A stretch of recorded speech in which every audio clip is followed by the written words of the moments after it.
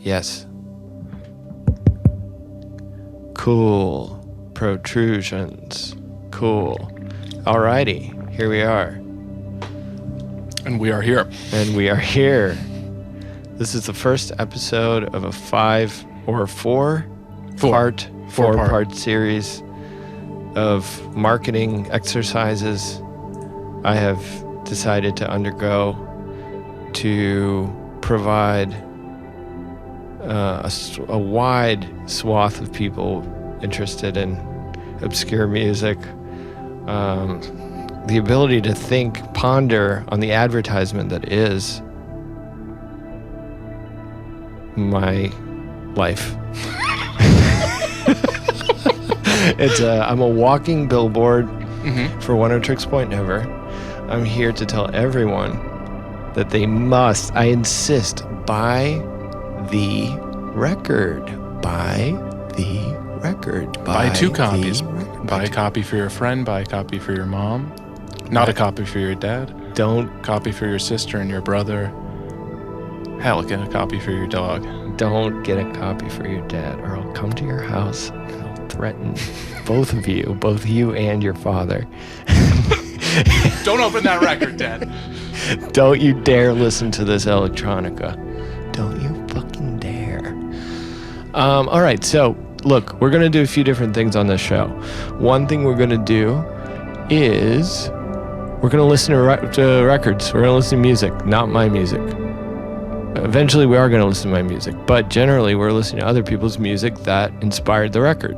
As a warm-up exercise. To prepare yourself to listen to the record. To the only record that's important, okay? All this other stuff I'm going to play, it's largely insignificant.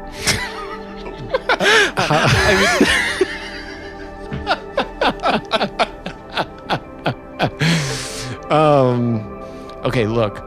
First episode, here we are. It's called Hypnotica. Hypnotica. Nathan, do you care to take a stab at what I mean by Hypnotica? Hypnotica. How is that spelled, Hypnotica? I haven't actually figured it out. Yeah, I don't know how it's spelled. But I think of it as a kind of a Western version of a Western embrace of non-Western kind of vertical music, highly vertically oriented music, ultimately hypnotic. So that's what we're talking about. When does it start? I mean, technically, I think it's always been here. Wow. But Hypnotica, much like Exotica, which is also a sort of a fraught genre, a sort of a Western interpretive genre, fetishizing genre, I would say it starts in the 60s when all these weird things started, when everyone started fucking around and going to Woodstock or whatever. That's usually when these things start. Anything that ends with at the end of a word usually started by the some 60s. Dirty hippie. Yeah, by some dirty hippie. Yeah. It just was like, Okay, so that's Hypnotica. I don't care to explain it, to be honest. I think everyone can feel it in their gut. We're mostly going to explore this kind of the modern canon of what I might call Hypnotica. It's been deeply influential on me. And it's kind of all over the record. So that's episode 1. We're also going to hear some voice memos from some of my friends. We're leaving interesting little anecdotes. We're going to take some phone calls and answer some questions. And we might blend in some other chicanery that needs no explanation. So, without further ado, Hypnotica. He began to warn the people. He said, after a while, it's going to rain after a while, for 40 days and for 40 nights. And the people didn't believe him. And they began to laugh at him. And they began to mock him. And they began to say, it ain't going to rain.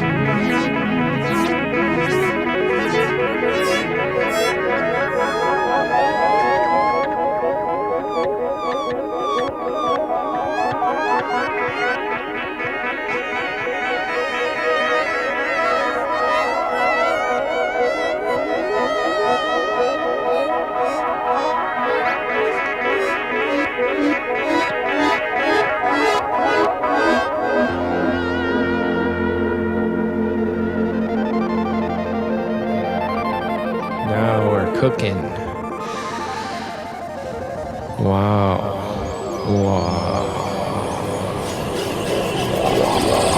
Well, that was cool. We listened to a punishing 7+ minute Steve Reich phase music piece called It's Gonna Rain. Later in the episode, we'll do our own phase music piece. Maybe we'll finish the episode off with our own take. And after that, 1 minute of gong. Very. All right, that's what you get. I hope you like it. Next up is our voicemail segment. Thanks for your enlightening, enlivening messages you left, most of which are vexing, strange, eerie, from the annals of your mind. We struggled with them, but there are some great, really good ones, but we encourage you to call and do some more. Call the hotline number. It's 1-646-580-0453. Please call and ask an actual legitimate question for me. This is insane. I don't know who you people think you are. This is not what we're here to do, okay? We're talking about me. Ask me a question. Where was I born? What was the hospital called? Do I have a middle name? That's the kind of stuff people want to know about. All right, let's go. My name's Gavin. I just wanted to ask, if you were to attend any concert at any point in time in history, what would it be? Have a great day. Bye. Well, thanks, Gavin. Let me just have a little sip of water and think about it.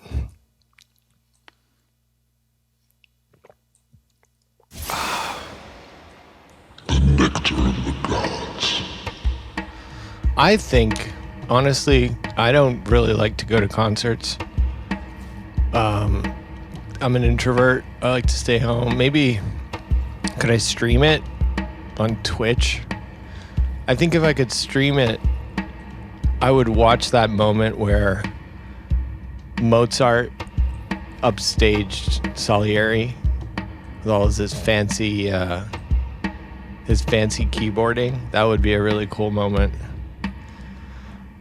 I think I would also maybe say I love like crazy guitar playing, and seeing somebody like Jimi Hendrix or like Kurt Cobain, honestly, would be just like mind-blowing. And I like really crazy drumming. So maybe I'd want to see if Buddy Rich just tear it up. Just go cyclone, big band cyclone mode. I think it would probably be an amazing thing to witness in person. But yeah, generally I like to stay at home and stay away from the riffraff.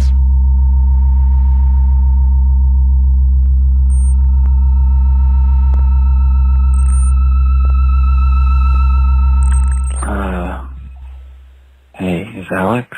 I think this might be I might have the wrong number. I'm looking for Alex. You gave me this number last night, and yeah, I was kind of confused by the outgoing message, but maybe you're the type of person who uses kind of quirky, fun, unserious outgoing messages. I'm not gonna lie, it makes me like you a little bit more. I don't want to believe that maybe you gave me a wrong number or a fake number. I gotta say, I did text this number and it went green, but that wasn't always mean. I mean, people have non-Apple phones, but I just think maybe, oh boy, I hope I'm not leaving a message on some random person's phone right now. You're going to see my number and call me back, and I'm going to be so embarrassed. I don't want to be embarrassed anymore. Why'd you give me this number? Who am I? And why do I exist? And who made me? And who am I?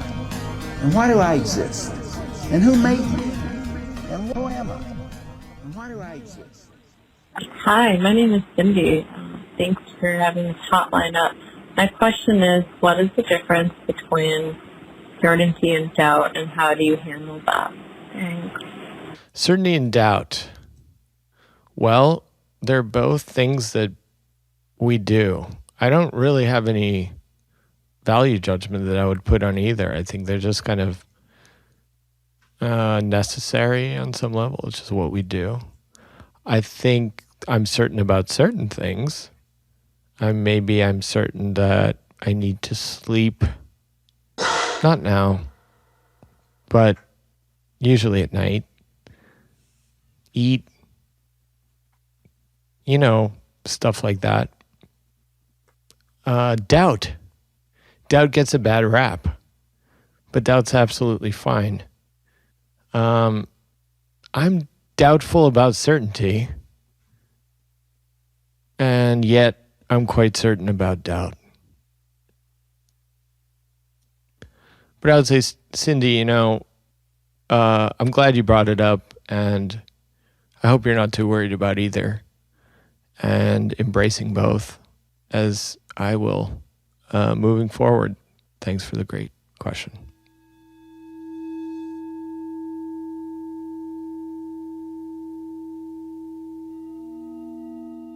You know what I think we should do? I think we should. Remember those old answering machine messages? Oh, from storage. Yeah.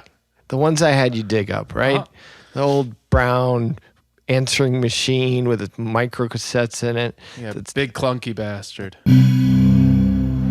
I think it's time we share those messages I received from Pam at Videomaster. Remember she would leave me all those old messages? Oh, that's right. What were those about? The thing is, man, I rent a video and it just ends up hanging out on the shelf for a while. Maybe sometimes I never give it back. Mm-hmm. She was really good at her job. She cared. And later we started dating. You and Pam from Videomaster. Pam and I started dating. Oh my God. She didn't stay at Videomaster long, but I have really fond memories of Pam, Yeah. and I really admire her work ethic more than anything. Yeah. at You have this to point. respect someone that's that dedicated to their job. Let's spin those tapes. Let's spin those tapes.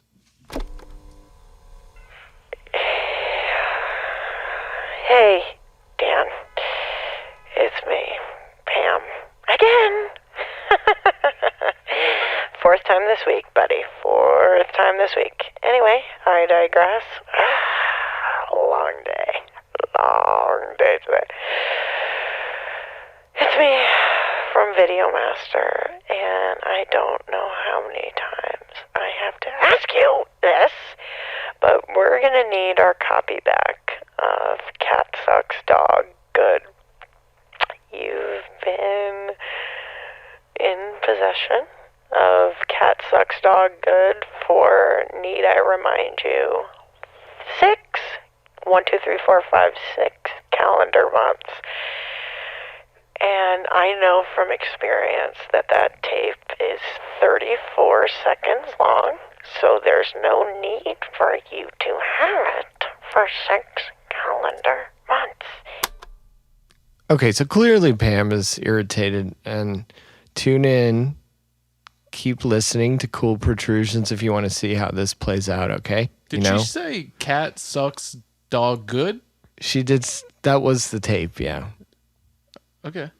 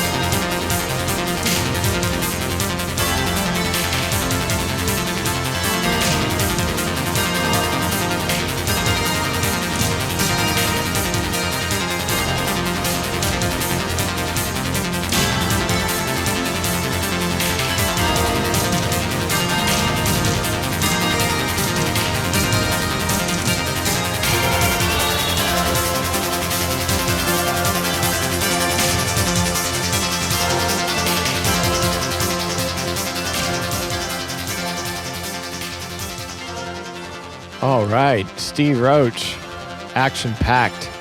Track was called Distance is Near. That was some genuine 100% Hypnotica. We're going to go to a voice memo now from Mr. Jim O'Rourke. Take it away, Jim.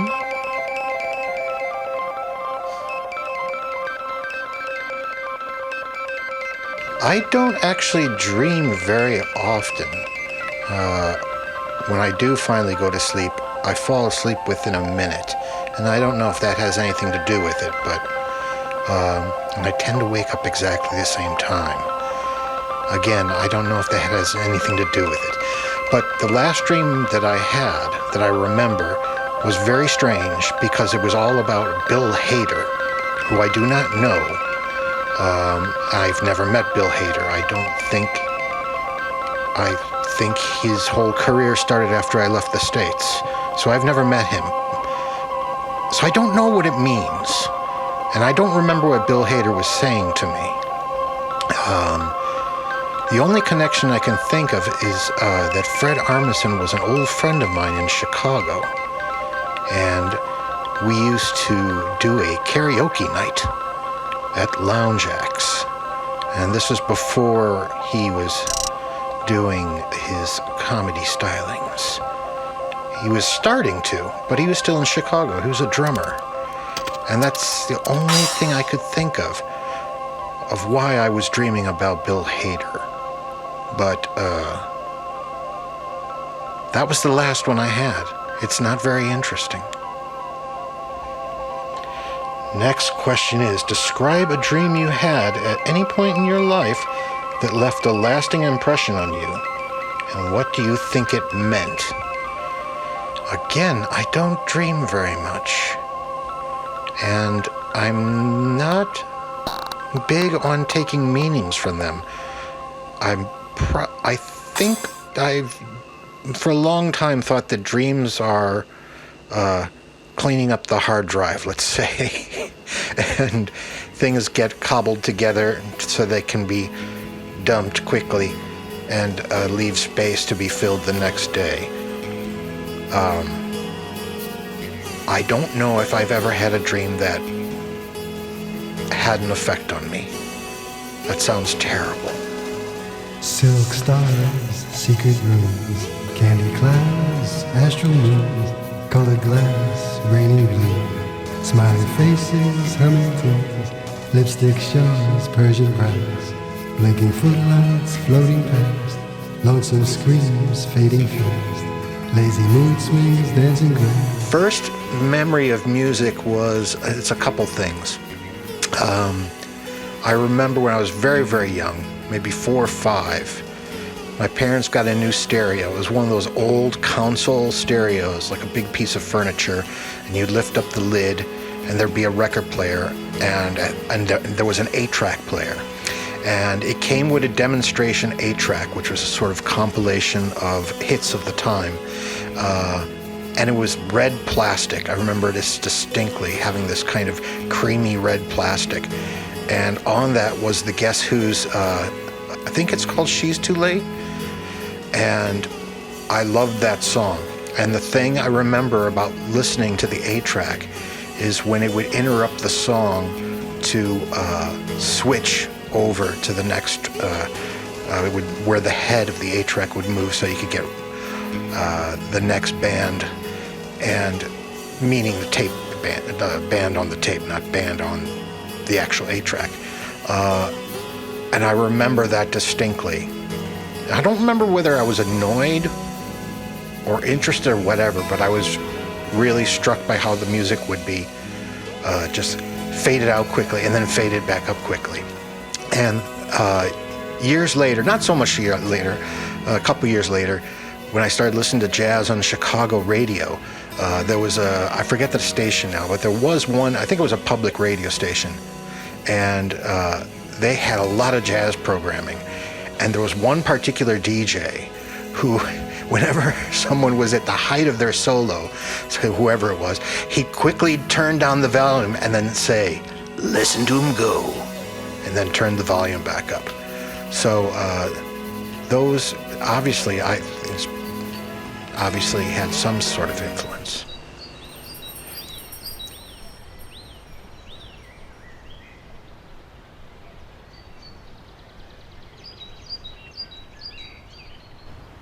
All right. Staying on the topic at hand, let's swing it over to Young Lean. I'm really always curious about people's like early memories of music, like when they really got like the divining rods, you know, like God just strike you your divining rods. But do you have like a really early memory of music where you were like, oh shit, music? I had this football trainer, and he would drive me to practice, because my parents didn't have a car because we lived in the city, but he had a car and he would drive us to practice, me, his son, and this other dude. And he loved Black Sabbath. And he would play Sabbath, Bloody Sabbath on like a cassette on the loudest volume. And I wasn't really sold on like old man's rock and roll just yet. But when I heard the Sabbath, Bloody Sabbath, just with the, you know, Ozzy Osbourne's voice, just like the loud, the high kind of pitch, almost singing, it's kind of androgynous almost, and it's just perfect rock and roll. And that whole song, I mean, it's a long song, and in the end, there's that bridge where it's like, nobody will ever die. Nobody will ever die. Nobody will ever die. Nobody will ever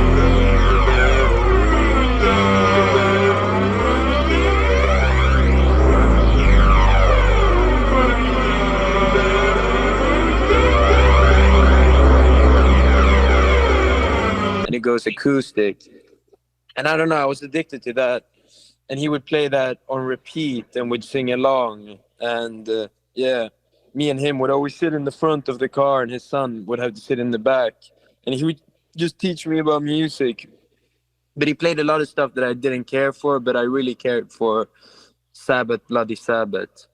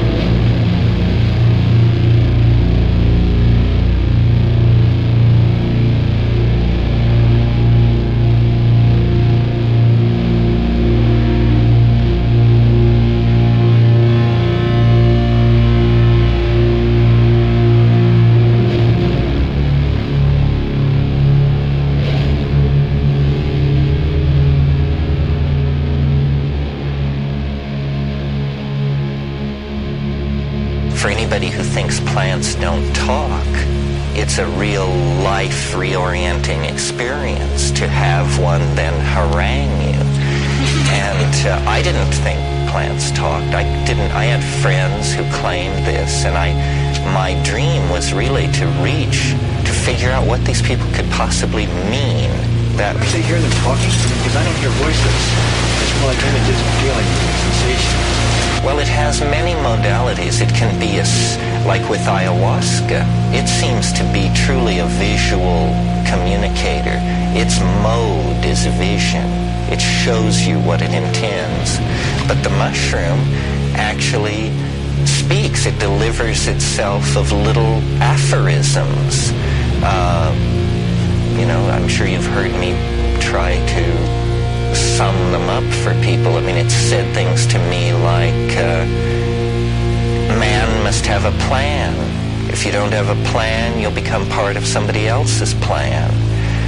It said, nature loves courage. The way nature responds to courage is by removing obstacles. Well, these are things that your middle track Zen guru could probably come up with. But then it says other things which are completely puzzling. It says things like, what you call man is time. And then sometimes it is humorous. I mean, hilariously, insanely humorous. It's like having Groucho Marx in bed with you. I mean, sometimes it has a certain Rod Steiger-esque kind of Jewish persona. I remember one conversation I had with it where I said, what are you doing here? And it said, listen, you're a mushroom, you live cheap.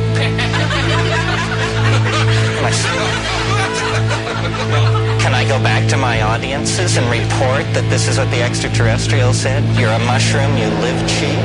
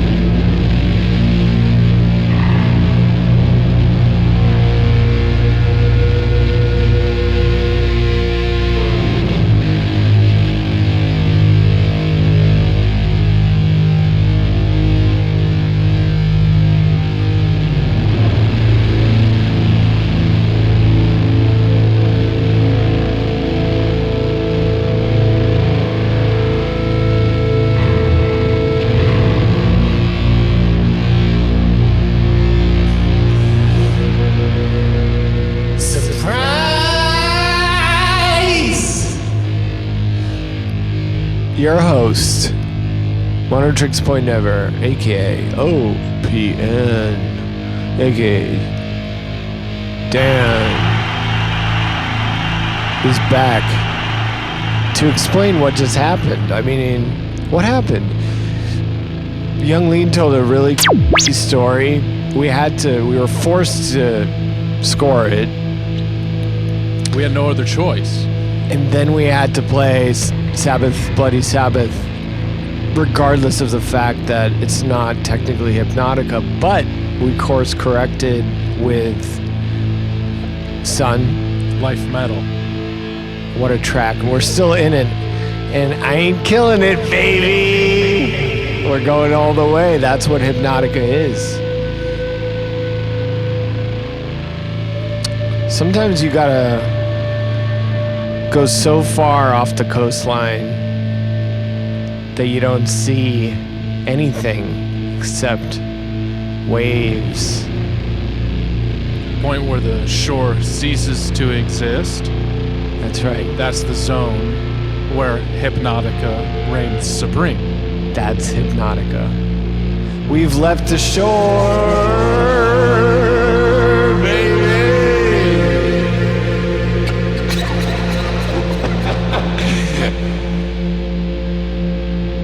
Now is a good moment, I think, to segue to our final, what's it called? What's it called in radio? A segment. Segue to a segment.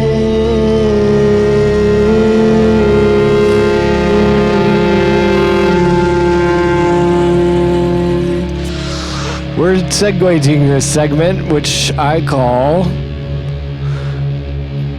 Community College. A selection of some of my favorite clips from Instagram, YouTube, other things that I like to spend my idle time loitering on. I find it educational personally. I see a lot of smart stuff on Instagram. It's not just all beep. It's also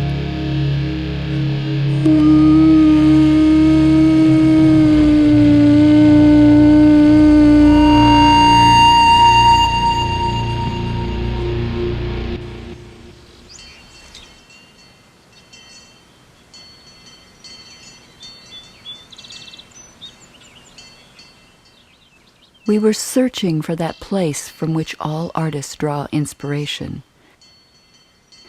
But what we found was a well far, far deeper.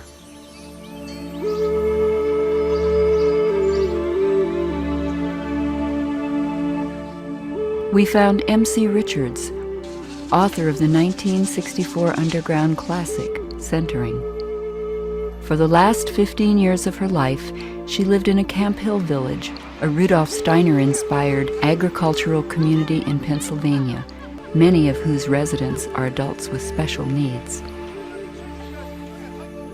MC was their teacher. Her art was seeing the invisible, hearing the inaudible, unleashing the creative spirit.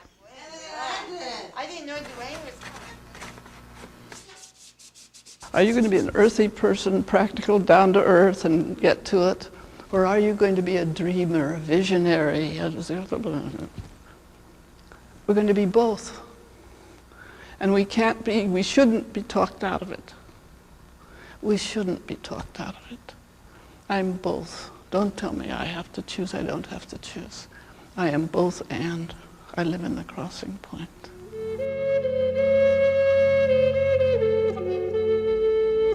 I'm starting to act weird again. Everyone be careful. I'm starting to act weird again. Everyone be careful. I'm starting to act weird again. Everyone be careful. I'm starting to act weird again. Everyone be careful. I'm starting to act weird again. Everyone be careful. I'm starting to act weird again. Everyone be careful. I'm starting to act weird again. Everyone be careful. I'm starting to act weird again. Everyone be careful. I'm starting to act weird again.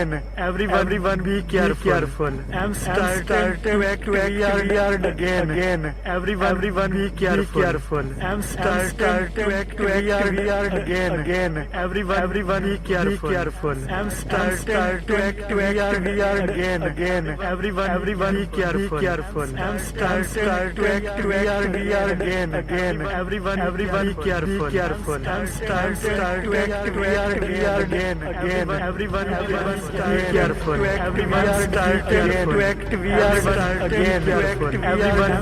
careful. Everyone starting to act weird again. Everyone be careful. Everyone starting to act weird again. Everyone be careful. Everyone starting to act weird again.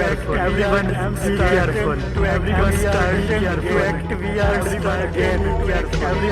be careful.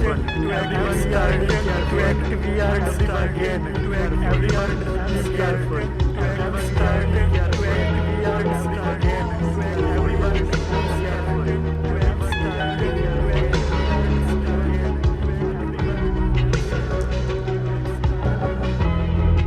I'm in the mood to hear from my buddy Charlie Fox. Charlie Fox. Take it away, Charlie. I've got a story for you, man. In the summer, me and Schubert were on Brighton Beach in Brooklyn, and the sun was going down. It was like, the sky was like blowtorch on like very feeble flame, that kind of blue. And we were getting some food, and we had this amazing Russian waiter, and he kind of looked like Samuel Beckett. He had this beautiful head like an eagle, and he was really old. And I was with my friend, I was with our friend Max, and he was telling us about some time he packed for summer, but he only packed winter coats. He was like, I was mad twisted, yo, and all I had was winter coats. And we had this waiter, and he was really old, and every time he would dish up the beautiful pierogi and pickled herring and all this stuff, he would just say, I apologize. I apologize. It was so good. It was just like Alice in Wonderland.